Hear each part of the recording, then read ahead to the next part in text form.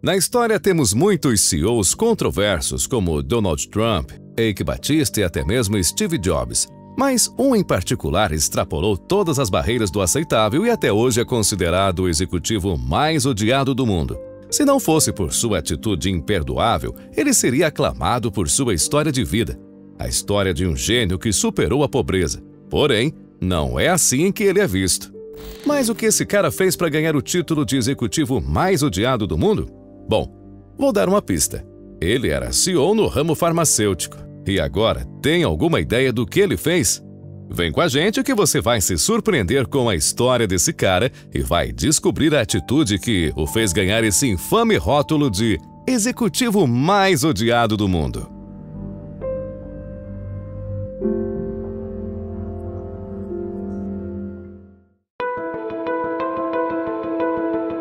Esse é Martin Shkreli. Esse cara tinha tudo para ser um dos executivos mais aclamados nos Estados Unidos. Porém, uma simples decisão comercial fez todo mundo odiá-lo.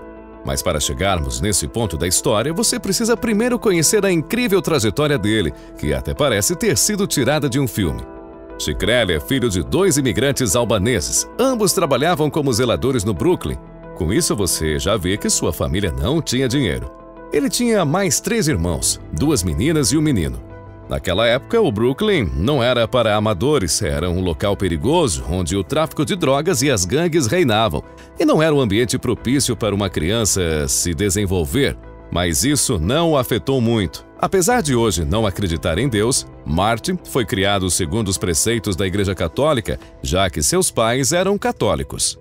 Graças a um caso de depressão resistente a tratamento de um dos membros da família, ele desenvolveu um interesse em química. E talvez tenha sido o motivo para ele empreender no ramo farmacêutico, mas essa parte da história ainda está longe. Calma, que daqui a pouco chegamos lá. Antes disso, ainda quando criança, Shkreli ganhou um livro do seu pai sobre finanças, o que ele fez ficar fascinado com os mercados de ações. Além disso, ele costumava conversar sobre isso com um vizinho chamado Mart, que jogava xadrez com ele na década de 1990, com apenas 10 a 11 anos de idade, ele já pensava em ter uma mega empresa, tão grande quanto a Merck, que é uma empresa química e farmacêutica. Aos 12 anos, ele acabou comprando suas primeiras ações da empresa de informática Compaq. E você, com 12 anos, o que estava fazendo? Esse gosto por mercado financeiro fazia com que seus amigos zombassem dele, mas ele não ligava muito para isso. Enquanto seus colegas se preocupavam em conhecer os jogadores dos seus times de basquete, Shkreli continuava comprando suas ações. Com apenas 17 anos, ele teve sua primeira oportunidade em Wall Street, sendo estagiário no fundo de hedge chamado de Kramer Berkowitz. Imediatamente, Shkreli mostrou um talento excepcional para ganhar dinheiro. Ele disse ao fundo de Kramer para vender uma ação de biotecnologia em 2000. Como Shkreli previu, a ação caiu e o fundo de Kramer lucrou. Mas isso chamou a atenção das autoridades e elas abriram uma investigação, porque o prazo entre a venda e a queda da ação foi muito rápido, levantando suspeitas, mas não foram encontradas provas de irregularidades por parte de Shkreli. Ele ainda trabalhou em mais 2 fundos, o UBS Wealth Management e o Intrepid Capital. Shkreli ficou conhecido por vender a descoberto ações de biotecnologia. Só para explicar o que isso significa, quando você vende uma ação a descoberto, você tem que torcer para que aquela ação caia. Se cair, você ganha dinheiro. E ele se tornou realmente bom nisso. Então ele resolve dar seu primeiro grande salto e criar o seu próprio fundo de hedge.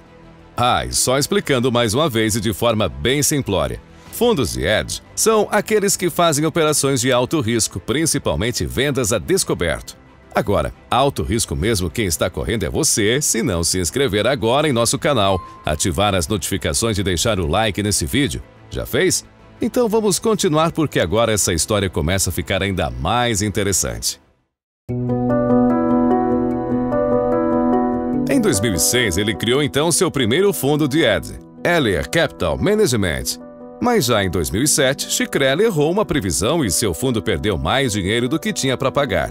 Então o famoso banco Lehman Brothers processou Shkreli. Mas ele teve muita sorte, pois o banco colapsou antes de poder cobrar a dívida. Em 2009, então ele criou outro fundo, o MSNB Capital Management. E outra vez aconteceu a mesma coisa. Ele achou que uma ação ia despencar e ela subiu, fazendo com que ele perdesse novamente muito dinheiro. Dinheiro esse que ele, mais uma vez, não tinha para pagar. Então, em 2011, ele cria a Retrophin, uma empresa com ênfase em biotecnologia, para criar tratamentos para doenças raras. Nada de estranho nisso, mas é aí que a história começa a ficar cabeluda, porque ele usava contas falsas no Twitter para fazer com que a Retrophin ficasse em evidência, para assim receber investimentos. Com o dinheiro investido na Retrophin, ele pagaria as dívidas de sua outra empresa, o fundo MSMB, mas não demorou para todos entenderem a jogada. E então, em 2014, o conselho da Retrophin expulsou Shkreli. E lembrem bem desse esquema, porque esse assunto voltará daqui a pouco. Mas ele não se deu por vencido e em 2015 fundou outra empresa, a Turing Pharmaceutical, outra empresa de biotecnologia focada em criar medicamentos. E foi nesse ponto que ele ganhou essa fama que o persegue até hoje. Shkreli estabeleceu uma estratégia de negócios para Turing, obter licenças de medicamentos fora de patente e reavaliar os preços de cada um em busca de lucros inesperados para a nova empresa, sem a necessidade de desenvolver e trazer seus próprios medicamentos ao mercado. Uma estratégia inteligente. Ele pensou o seguinte: criar medicamentos genéricos e obter sua aprovação é caro, então é bem melhor comprar uma patente, porque assim só ele poderia produzir o medicamento e com isso sem concorrentes. Poderia definir preços altos. Bom, em agosto de 2015, a Turing comprou os direitos de comercialização do Daraprim, um comprimido para o tratamento de toxoplasmose, usado por pacientes com AIDS. A droga não tem alternativa genérica, e como sua estratégia era comprar a patente para aumentar os preços, foi exatamente isso que ele fez com esse medicamento. Mas o que ninguém esperava era a proporção do aumento.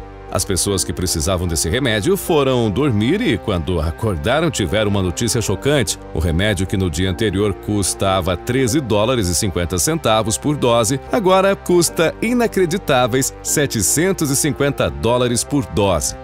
Você não ouviu errado. Um único comprimido passou a custar $750, um aumento de mais de 5.500%. Na ocasião, Shkreli virou o símbolo máximo de uma indústria vista como predadora. Pego no pulo com seu aumento para lá de exagerado, em vez de pedir desculpas, ele declarou, em várias entrevistas na mídia, que se arrependia de não ter aumentado ainda mais o preço. Obviamente, isso provocou uma onda de ódio e ele passou a ser considerado o executivo mais odiado do mundo. E graças a isso, ele passa a ser o inimigo número 1 da América e as autoridades americanas ficam sedentas por encontrar qualquer irregularidade cometida por ele, seja no presente ou no passado, que possa incriminá-lo. Para começar, ele foi intimado a comparecer perante o Congresso para prestar esclarecimentos sobre esse aumento estratosférico do medicamento Daraprim. Aí a gente pensa: agora ele vai dar explicações para esse absurdo. Mas na verdade não, ele simplesmente invocou a 5ª emenda que dá a ele o direito de não responder a qualquer pergunta feita a ele. Isso mesmo, ele se recusou a dar qualquer explicação. Porém, em dezembro de 2015, Shkreli é preso pelo FBI. Mas vejam a ironia, sua prisão não tem nada a ver com o aumento do preço do medicamento. A acusação era de fraude de valores mobiliários relacionados aos seus antigos fundos de hedge. Shkreli essencialmente administrava sua empresa como um esquema Ponzi, que nada mais é que um esquema de pirâmide financeira onde usava cada empresa subsequente para pagar os investidores fraudados da empresa anterior. Em entrevista ao The Wall Street Journal, Shkreli disse que foi alvo da polícia por seus aumentos de preço da droga Daraprim e sua personalidade extravagante e que, na verdade, nenhum de seus investidores realmente perdeu dinheiro. E alguns realmente deram lucro, e, portanto, suas ações não constituíam crime. Ao todo, Shkreli estava sendo julgado por 8 acusações. Em 4 de agosto de 2017, o júri do julgamento considerou Shkreli culpado em 3 acusações e inocente nas outras 5. Em 9 de março de 2018, Shkreli foi condenado a 7 anos de prisão federal.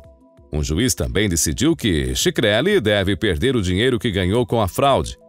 Como parte do julgamento de confisco de $7,4 milhões, E não para por aí. Em janeiro desse ano, um juiz distrital dos Estados Unidos ordenou que Shkreli devolvesse 64,6 milhões de dólares em lucros do aumento do preço do Daraprim. Shkreli também foi barrado da indústria farmacêutica pelo resto desta vida. E assim, acaba a jornada de Martin Shkreli. Ou será que não? Acontece que no dia 18 de maio desse ano, tendo cumprido 5 dos 7 anos a que foi sentenciado, ele deixou a prisão e está agora cumprindo parte de sua sentença em prisão domiciliar. E a previsão para ficar livre do sistema de prisão é agora em setembro. Mas já que ele foi banido da indústria farmacêutica para o resto da vida e Wall Street já não confia mais nele, ele precisa agora empreender em um ramo pouco regulado, onde ele tenha liberdade. E qual é essa indústria atualmente? Acertou se você falou criptoativos. Na prisão ele passou muito tempo estudando sobre o mercado de criptomoedas e outros criptoativos e adquiriu um conhecimento tremendo sobre criptos. Martin Shkreli aderiu à tecnologia blockchain para criar uma empresa que pretende sacudir essa indústria. Ele lançou a Drug-like, uma empresa desenvolvida na Web 3.0 com foco na descoberta de medicamentos e centrada em softwares gratuitos para modelagem e configuração de compostos químicos. Mas ele não está banido da indústria farmacêutica? Em entrevista, o executivo disse que a Drug-like não é uma companhia farmacêutica. Abre aspas para sua fala.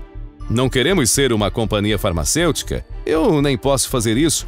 Nós criamos um software e você elabora algo que pode ser um remédio, disse Shkreli. Uma vez que você finalizar isso, você precisa sair da simulação para a realidade, mas isso já é trabalho de outra pessoa, acrescentou. Bom, resta esperar as próximas cenas desse filme para saber se esse cara vai conseguir criar uma empresa de sucesso. Qual é a sua aposta? Deixe pra gente nos comentários. Se você gostou desse vídeo, tenho certeza que vai gostar desse outro vídeo aqui. Nele mostramos que o verdadeiro negócio do McDonald's não é vender lanche. Eles ganham dinheiro de verdade e é com outra coisa totalmente diferente. Ficou curioso? Então clica nesse vídeo e nos vemos lá. Obrigado pela companhia. Grande abraço, fiquem com Deus e até o próximo vídeo.